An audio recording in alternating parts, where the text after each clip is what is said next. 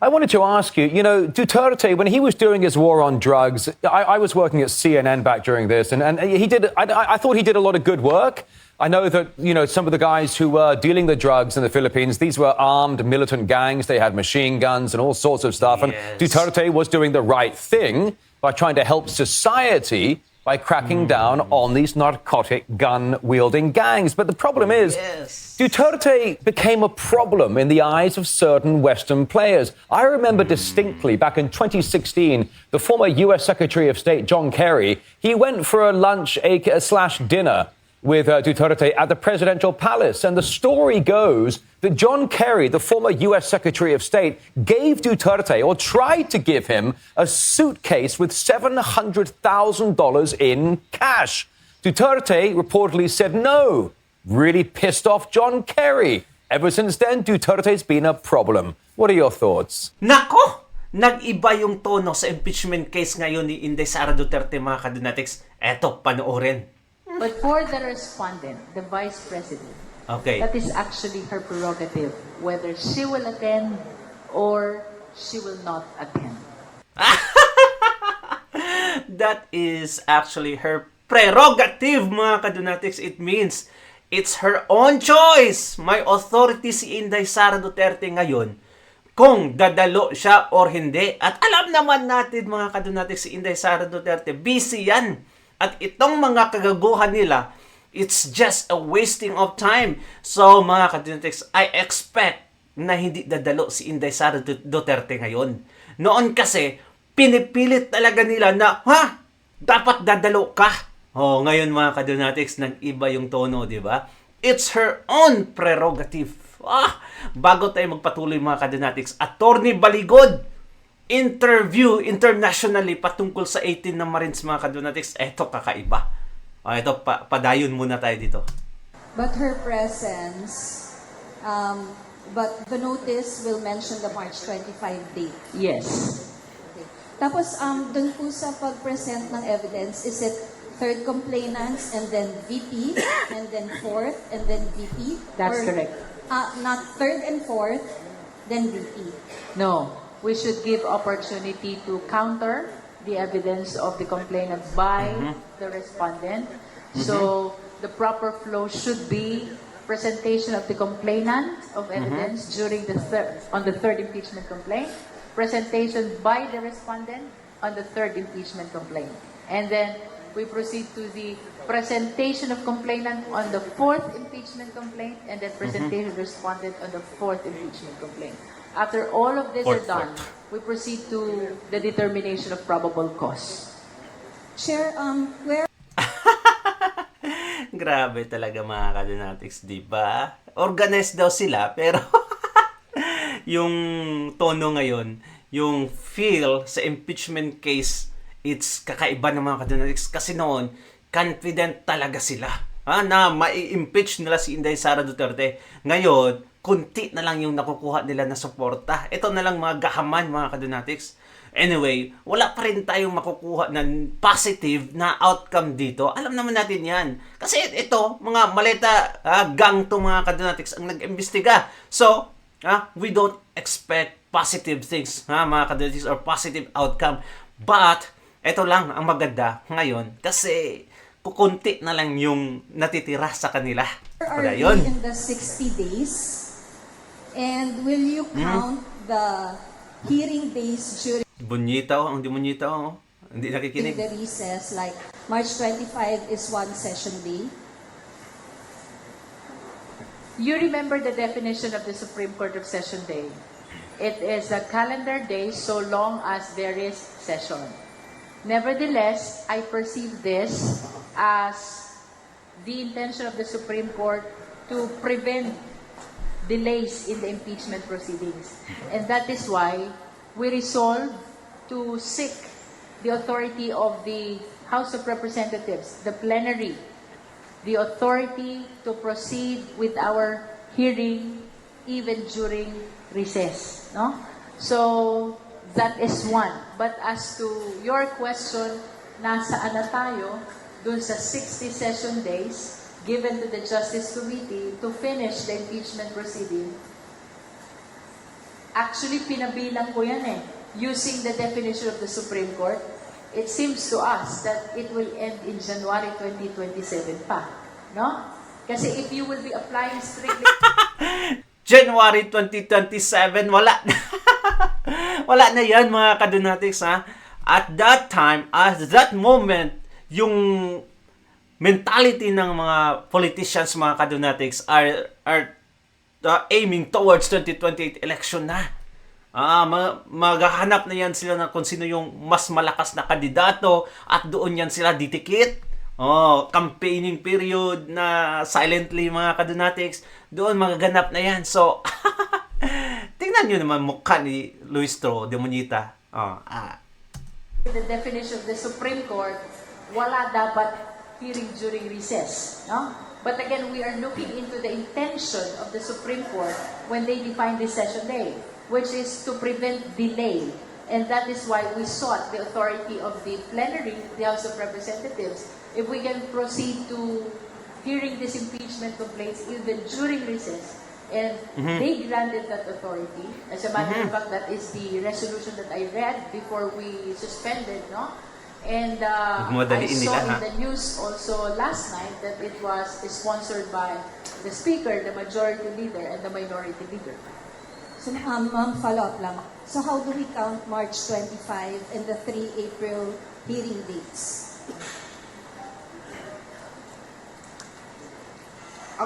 Uy, si Kukay! Hoy, si Kukay! Tingnan nyo naman, ha? Naalala ko naman yung comment ng isang kadonatics natin na parang si Ridon, itong ulo ni Ridon ay parang ipinatong lang sa katawan.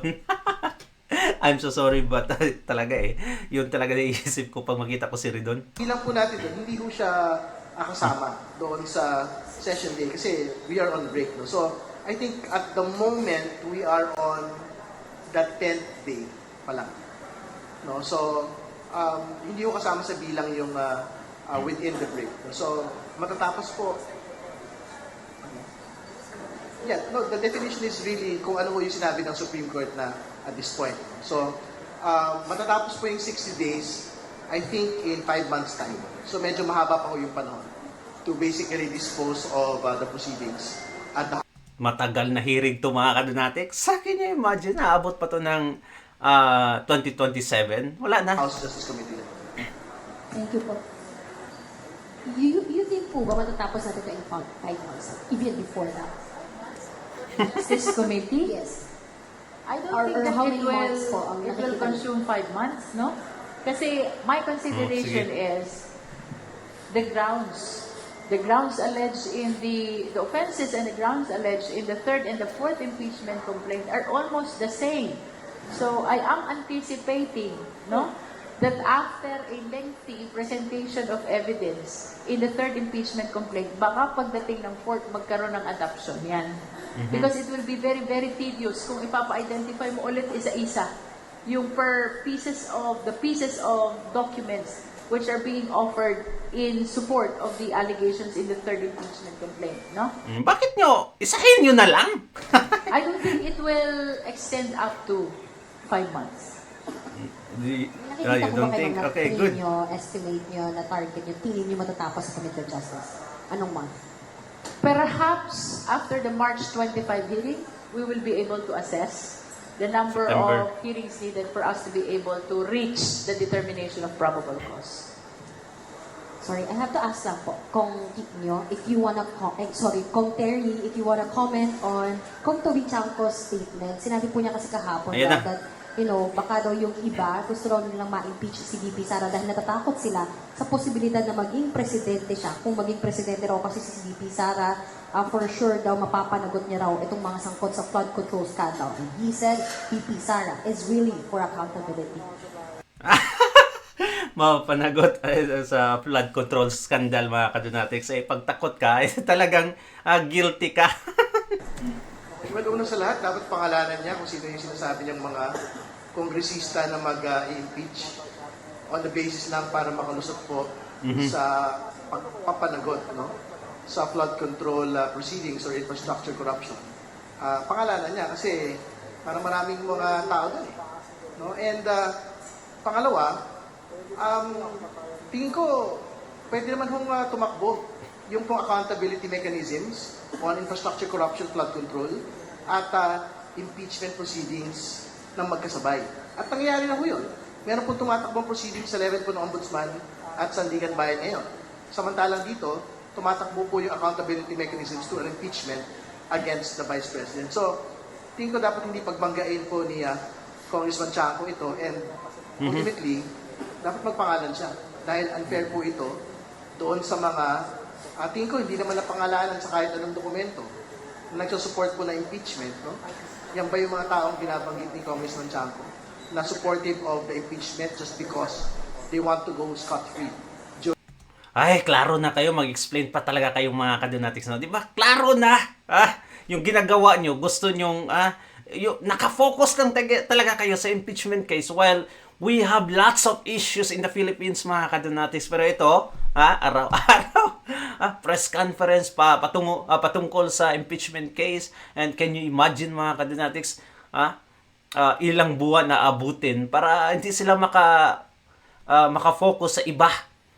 Dito lang talaga yung mind nila, mga kadonatics, single-handedly focusing on the impeachment case while others, mga kadonatics, which are more important matters, ay wala na yan.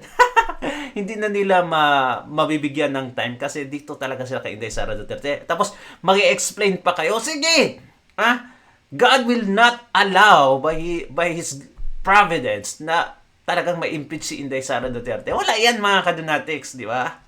During a Sara Duterte presidency, that I think would be very unfair to them. Di ganan mag-reason, mga kadonatics, ang hindi guilty. Ay, nako. Parang may alam talaga siya, no? May alam talaga siya kung sino-sino. Ay, baka isa siya sa mga taong ito. Well, anyway, mga kadonatics, puntahan na natin tong magandang interview. Okay? RT News. I think this news, mga kadonatics, is based in Russia. So, dito ay natanong nila si Attorney Baligod, yung lawyer ba ng 18 na Marines. Ito, maganda, mga kadonatics, panoorin nyo. Ayan. All right, next on the program here on RT, to the International Criminal Court we go, where amid the body's charges against the former president of the Philippines, Rodrigo Duterte, 18 whistleblowers have come forward documenting a massive trove of cash payments being made in secret. A Philippine lawyer has presented a sworn affidavit from 18 former armed services personnel of the Philippines who provided security amid the criminal investigation into President Duterte. The sworn testimony tracks bribes to foreign investigators with suitcases of cash covertly handed to them. As a reminder, Rodrigo Duterte was arrested a year ago upon his arrival to Hong Kong and transferred to The Hague. He's accused of crimes against humanity during his war on drugs between 2011 and 2019. Well, let's get down to the crux of the issue here. Crossing live now to attorney Levi Baligod, who presented a sworn affidavit from 18 current and former Philippine Armed Service personnel tied to this case in question. This is very intriguing. Mr. Baligod, good afternoon and welcome to the program on RT International. RT. Yes, good afternoon, Mr. Rory Sochet, and good afternoon as well to all your viewers. It's a great pleasure to have you on the program today, sir. Just so I understand, you are the attorney representing 18 individuals who made claims of delivering suitcases stuffed with cash that were allegedly for funding an ICC probe into the former president, Rodrigo Duterte. Can you please help me understand and break that down? Over to you. Yes, these 18 former military officers were employed by former Congressman Saldico, who was the former chairman of the House Committee on Appropriations. And they were involved in the delivery of cash on several occasions to Mr. Trillanes, who was in charge with liaisoning with the ICC investigators here in the Philippines. So they know that large amount of money was delivered to Mr. Trillanes to support his collaboration with the ICC investigators here in the Philippines. So this sounds like good old-fashioned bribery, if Yes. I'm not mistaken. So if I if I understand this ICC or this official working for the ICC probe was accepting suitcases of cash to further his probe into his how he wanted it to work out. Help me understand this. No, to be fair, the 18 former soldiers did not see Mr. Trillanes actually handing money to the ICC investigators, but they know that large amounts of money were delivered to Mr. Trillanes, being the liaison of the political opponents of former President Duterte here. And then they also saw, being the security detail to the ICC investigators, that they only interviewed witnesses that were brought to them by Mr. Trillanes, and therefore it is a fair conclusion that there was no bona fide investigation that was conducted here. All their expenses, hotel accommodations, travel expenses, including the use of private vehicles owned by politicians who are publicly known as opponents of Mr. Duterte, were used by the ICC investigators. And we know that being investigators, they should not only be impartial, but should also appear to be impartial. Yeah. But that did not happen here in the Philippines. All right, so if I'm getting this correct, Nice. that some of this money is coming from former political opponents of Rodrigo Duterte. They want to make sure the ICC probe hammers down on Duterte and essentially gets him out of the political picture. But after these accusations came to light, Mr. Baligod, the ICC made a statement saying it operates independently and that it is exclusively funded through the court's approved budget. What is your response to that, please? Say independently ha. Eh, sino ba naman ang aamin mga kadonatics na tumanggap ng pera? Di ba? Wala. Yes, that is the correct policy, that they should be independent. But that did not happen here in the Philippines. Yeah. They were wined and dined here. So how can they be neutral or impartial if they were hosted by known political opponents of the former president? I see. You know, gosh, you get into Ayun, no, di ba? Sabtan mga kadonatics, sabtan talaga. politics, it gets so dirty so quickly. Now, it is worth noting here, Mr. Baligod, that the Philippines withdrew from the ICC in 2019 after the court decided to open an investigation into Duterte. So what is the court's legal jurisdiction in this case? That is one serious problem here, because the Philippines withdrew from ICC in 2018, and the ICC residual jurisdiction should have ended a year after, or on Yes, 2019. March 2019. But the ICC investigators first came in the Philippines in December of 2023, or after almost 4 years, when the right of action already lapsed. So Yes. I don't know how ICC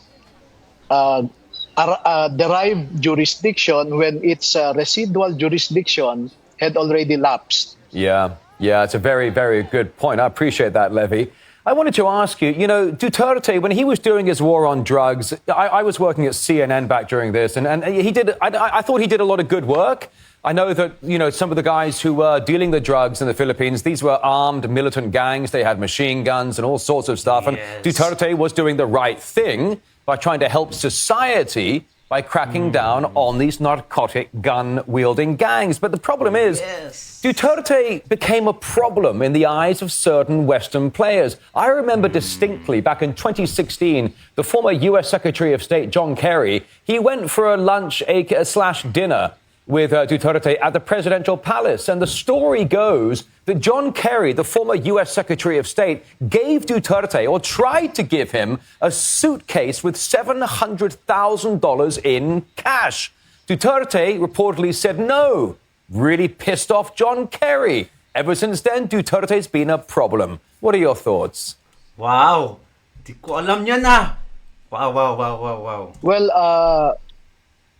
my observation about the former president is that he is not corrupt and that the drug war was a necessity to prevent the Philippines from being ruled by narco politicians, and that his warnings about killing drug lords and drug pushers in the Philippines was a statecraft necessity to discourage would-be criminals from continuing with their criminal trade.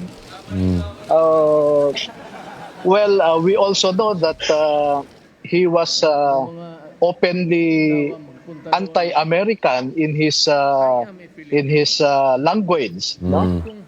But he was just trying to push for an independent foreign policy, because we know that up to now the USA still has a strong influence that reticulates through our bureaucracy. But it's not just in the Philippines. I think that kind of American influence spans many governments around the world. Kind of disturbing to say it, but I think it's quite true. Do you think the Philippines, do you think you're stuck between a rock and a hard place? You go back to the presidency of Duterte. We know that America wanted the Philippines to take a certain hard line against China.